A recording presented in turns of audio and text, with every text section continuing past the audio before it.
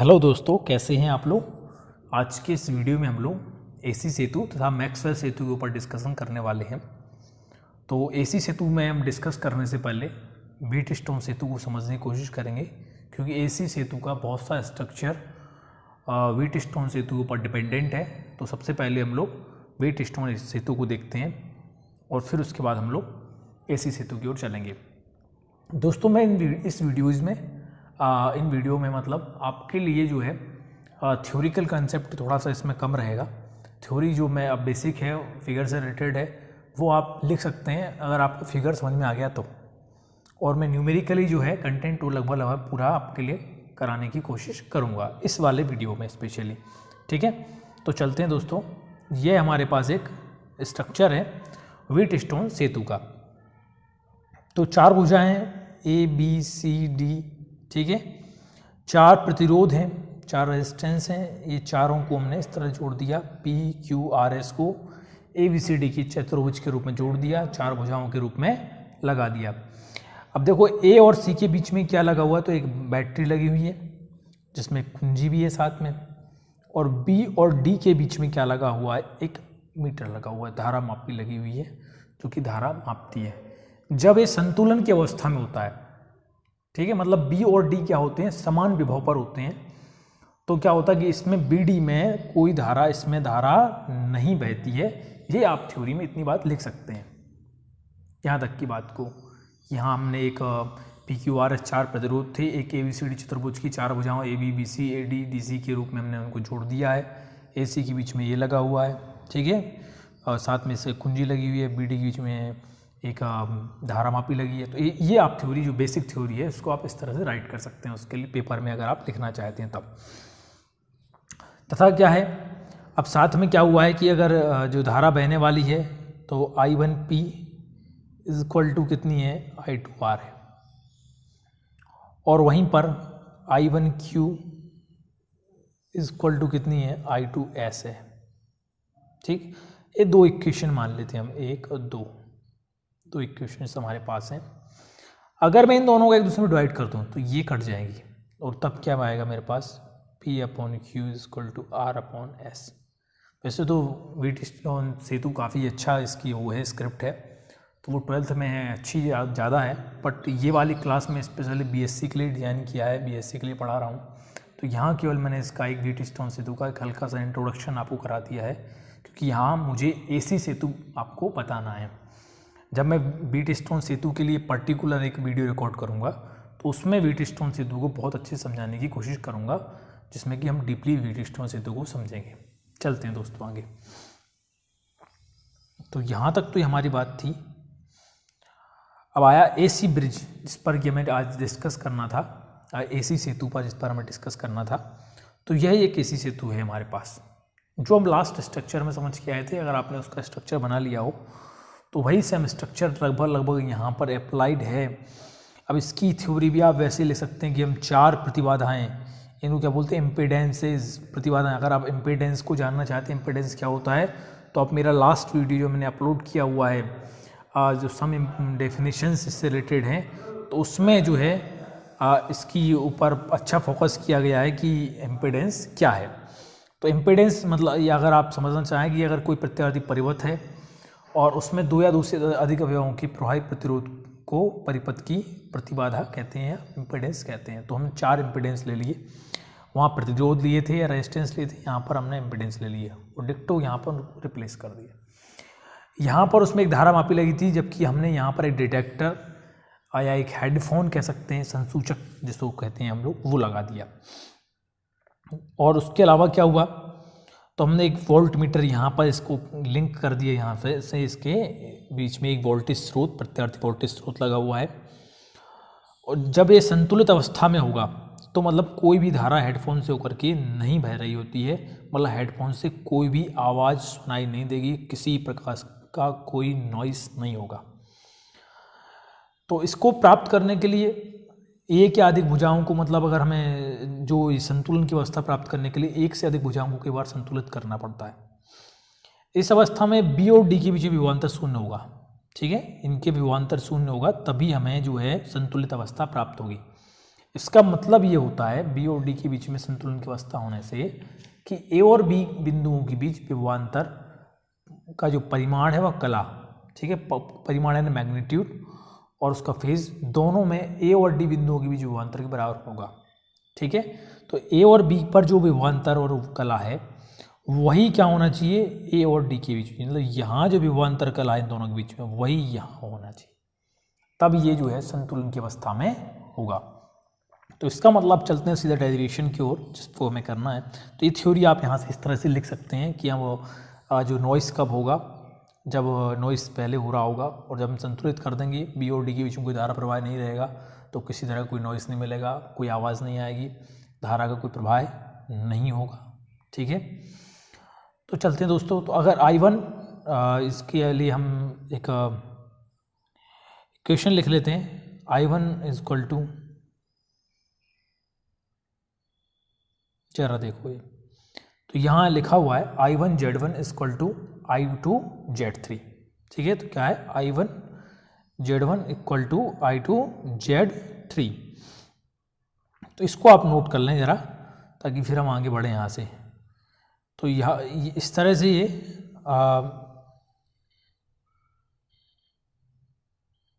ठीक है, तो ये I1 Z1 is equal to I2 Z3 होता है। अब यहाँ से अगर हम आगे बढ़ते हैं कुछ, तो हम देखते हैं कि अगला जो I1 की वैल्यू कितनी है, हमें क्या मिला वहाँ पे, I1 Z1 is equal to I2 Z3 I2 Z3।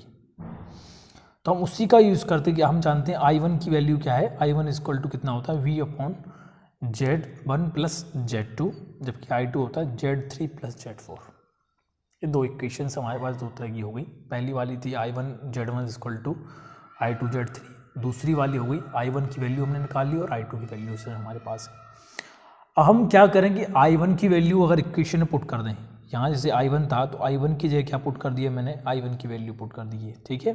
I1 Z1 था तो I1 की वैल्यू पुट कर दी। उसी तरह से मैंने यहाँ पर I2 की वैल्यू पुट कर दी, Z3 जो कहते हैं।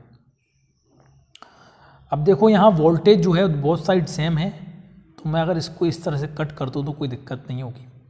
क्या बचेगा, Z1 upon Z1 plus Z2, और दूसरा बचेगा Z3 upon Z3 plus Z4। अगर मैं इधर इसका तिर्यक गुणा कर दूं, ठीक है, इसका इस साइड मल्टीप्लाई हो जाएगा, इसका इधर मल्टीप्लाई हो जाएगा, तो इसका Z1 Z3, ठीक है, Z1 Z4, इसका Z1 Z3 बनेगा, इसका Z2 Z3 बनेगा। ये देखें बहुत आर सेम, तो ये तो एक दूसरे को काट देंगे, ठीक है। तो क्या बचेगा, Z1 Z4 equal to Z2 Z3। अब मैं जानता हूँ कि इसका मैं अपोजिट लिख सकता हूँ, Z1 को अगर चाहूँ तो 1/Y1 लिख सकता हूँ, और Z4 को चाहूँ तो 1/Y4, मतलब ये दोनों बहुत अपोजिट डायरेक्शन में लिखे जा सकते हैं। और इसके लिए आपको थोड़ा सा एक लास्ट जो मेरा वीडियो है वो देखने की आवश्यकता रहेगी। इसको क्या है, एडमिटेंस या प्रविष्टता कहते हैं, वाई वाला जो सिंबल है, ये वाई एडमिटेंस का सिंबल है। तो ऐसे दोनों अपोजिट हो सकते हैं, या फिर ये वाली सिचुएशन बनती है कि Y1 is Y4 equal to Y2 Y3। अब इससे क्या निष्कर्ष निकला, तो जो इक्वेशन हमें मिला इसी को हम क्या कहते हैं, AC सेतु के संतुलन का समीकरण कहलाता है। क्या कहलाता है, संतुलन का समीकरण कहलाता है, Y1 Y4 equal to Y2 Y3। इसका मतलब ये हुआ, इससे हम अगर आप थ्योरिकल लिखना चाहते हैं तो ये लिख सकते हैं कि ये शर्त जो कहलाती है वो यह है कि एक जोड़े की दो विपरीत हो जाएं। एक जोड़ा था Z1 Z2 का, ठीक है, इसकी दो विपरीत हो जाएं, ठीक है, Z1, ठीक है, Z2 और Z3 दो विपरीत अपोजिट है, ठीक है ना, इनकी तो अपोजिट डायरेक्शंस, तो अब विपरीत हो जाएं, ठीक है, का गुणनफल है, या प्रविष्टताओं का गुणनफल कह सकते हैं।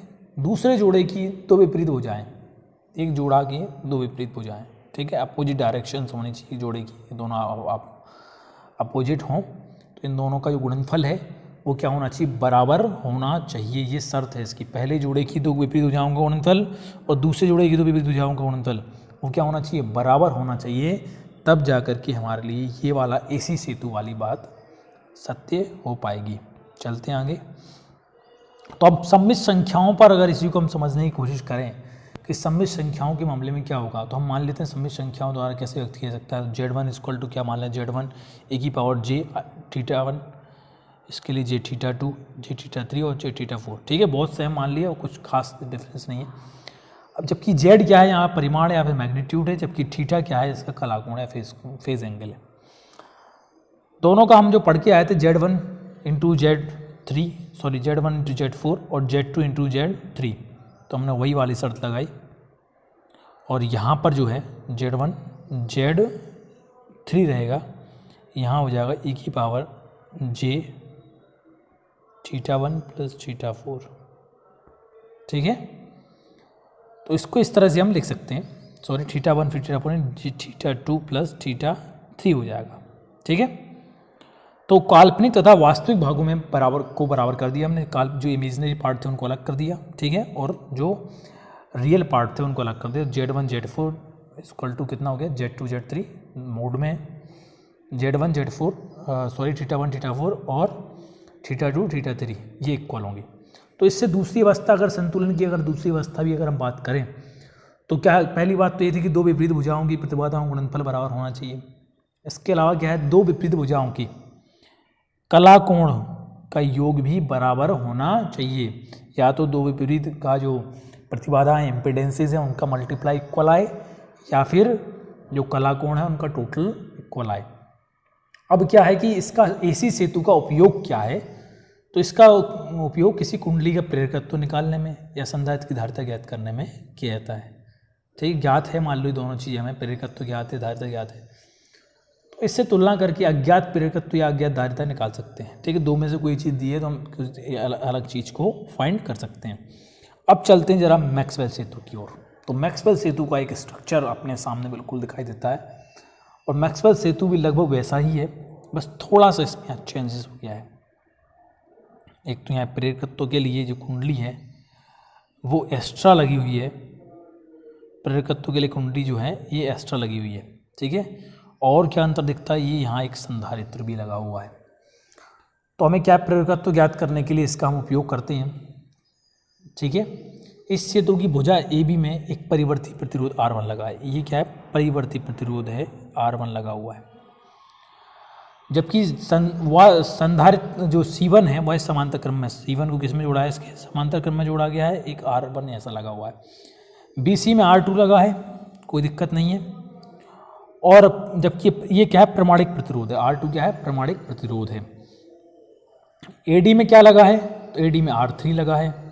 जबकि DC में कौन कौन लगा हुआ है, तो R लगा है और L लगा हुआ है। ठीक है, कुंडली लगी हुई है एक, और एक R प्रतिरोध लगा हुआ है। विकर्ण AC, ठीक है, इसमें एक हमने वोल्टेज लगाया हुआ है, जैसा कि वहाँ चल रहा था अब तक वोल्टेज लगाया है हमने। जबकि हम BD में जो है हमने एक संसूचक या डिटेक्टर कह दें, एक हेडफोन लगी हुई है जिसमें कि नॉइस आता है। तो अब थोड़ा आगे बात करते हैं, इससे आगे बातें बनती कि जो इसकी वैल्यूएशंस हैं वो y1 बराबर कितना है, तो 1/z लेते हैं। चलिए, इसके लिए आगे मैंने इसको तैयार किया हुआ है, तो उसको देखते हैं ज़रा। तो y1 बराबर कितना लेते हैं हम लोग, 1/z 1 लेते हैं, या फिर इसको लिख सकते हैं हम लोग 1/r1 plus j omega C1। Z2 equal to कितना लेते हैं, तो R2 लेते हैं। Z3 इक्वल टू कितना लेते हैं, तो R3 लेते हैं। चलिए, इसको ज़रा मार्क कर लेते हैं हम, तो थोड़ा सा क्लियर रहेगा। ठीक है, तो ये इस तरह से इनको चारों के लिए वैल्यू, Z4 के लिए वैल्यू लेते हैं R equal to R plus j omega L। अब आप पहले स्ट्रक्चर जरूर बना लें, तो उसके बेस पर आपको चारों चीज़ें जो राइट करने में काफ़ी इजी रहेगा, आसानी रहेगी। अब अगर संतुलित अवस्था में है, संतुलित अवस्था कब होगी, जब हम R1 R3 जो हमने लिए हैं परिवर्तित प्रतिरोध, इनकी सहायता से हम इसको संतुलित कर देंगे, और उसके बाद हमें जो हेडफोन है उसमें हमें कुछ भी ध्वनि या नॉइस बिल्कुल भी नहीं आएगा। अब हम बात करते हैं कि Z1 और Z4, ठीक है, तो Z1 और Z4 का क्या मामला है, तो Z1 Z4 इक्वल टू जो हमें मिलेगा, Z1 Z4 equal to Z2 Z3 होता है, जैसा कि हम उसमें पढ़ के आए थे पहले, लास्ट वाले AC सेतु के लिए पढ़ के आए थे शर्त। तो 1/y1 अगर मैं 1/z1 को क्या लिख दूँ 1/y1, इसको एडमिटेंस की फॉर्म में लिख देता हूँ और बाकी सेम है, जिससे क्या होगा ये यहाँ तिरक गुणा होकर इधर आ जाएगा। अब मैं क्या करता हूँ यहाँ पर जो Z4 की वैल्यू है वो Z4 की वैल्यू जो जस्ट मैंने ऊपर जो लिखी थी उसको यहाँ अप्लाई करता हूँ, Z2 की वैल्यू, Z3 की वैल्यू और ZY1 की वैल्यू। Y1 अगर बात आएगा तो अपोजिट हो जाता है, ठीक है, Z1 का। और इसको मैं जब सोल्व करूँगा तो अब इसके बाद मैं क्या करता हूँ, काल्पनिक जो पद हैं उनको अलग कर लूँगा और जो रियल पद हैं या जो इमेजिनरी हैं उनको अलग कर लो। ये इमेजिनरी है और रियल है, ठीक है, तो इनको बहुत को अलग कर लिया। इस तरह से हमें एक आउटपुट मिल गया।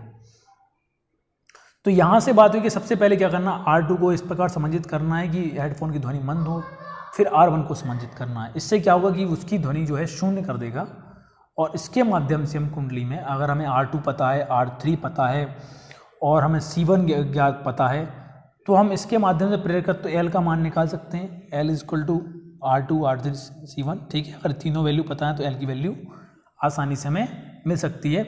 तो इस तरह से हम इन दोनों सेतुओं को हमने समझने की कोशिश की। काफ़ी बेसिक समझाए पर BSc के जो हिसाब से है एक काफ़ी अच्छा कंसेप्ट है। इतना लगभग अगर आप परीक्षा में लिखते हैं तो आपको इनसे संबंधित पूरे नंबर मिलेंगे।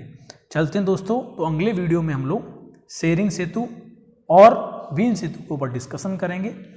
तब तक के लिए आप सभी लोगों को नमस्कार। और आप लोगों को अगर वीडियो पसंद आया हो तो आप लोग लाइक ज़रूर करें और अगर लगता है कि आपके दोस्तों के काम आ सकता है तो उसको शेयर करें और अगर लगता है कि आपको आगे आने वाले वीडियो आपके काम कर सकते हैं तो सब्सक्राइब जरूर करें।